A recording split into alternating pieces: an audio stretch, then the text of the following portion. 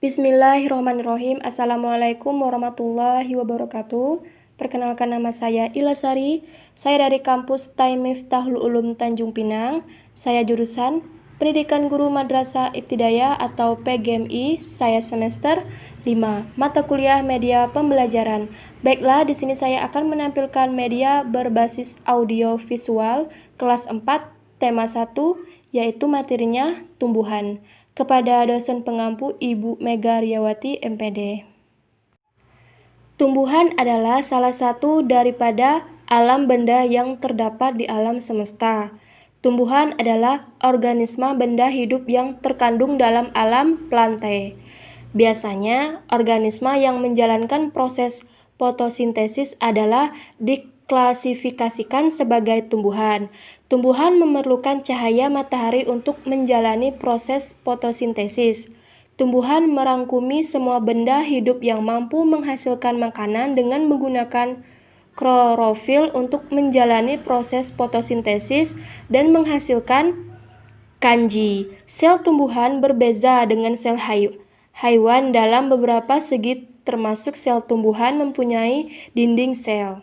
Bagian-bagian tumbuhan: batang, akar, daun, bunga, dan buah. Akar adalah bagian penting pada tumbuhan yang tertanam di dalam tanah. Akar berfungsi untuk yang pertama, menancapkan tumbuhan ke dalam tanah. Yang kedua, menyerap air dan mineral dari dalam tanah. Yang ketiga, sebagai tempat menyimpan makanan, misalnya pada tanaman wortel, lobak, dan ubi kayu. Jenis-jenis akar. Berdasarkan bentuknya, akar dibedakan menjadi dua, yaitu akar serabut dan akar tunggang. Ada beberapa tumbuhan yang mempunyai akar khusus. Akar itu mempunyai sifat dan kegunaan khusus.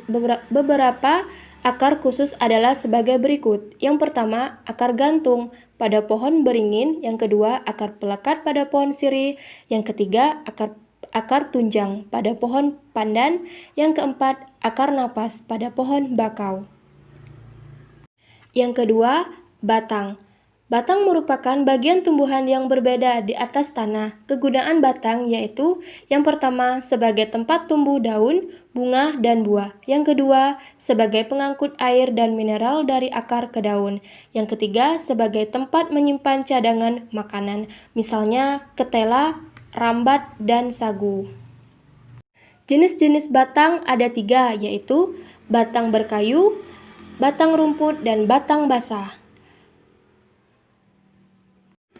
Yang ketiga, daun. Daun adalah bagian tumbuhan yang tumbuh pada batang. Fungsi dan kegunaan daun: yang pertama, untuk melakukan pernapasan. Yang kedua, tempat pembuatan makanan. Yang ketiga, tempat terjadinya penguapan.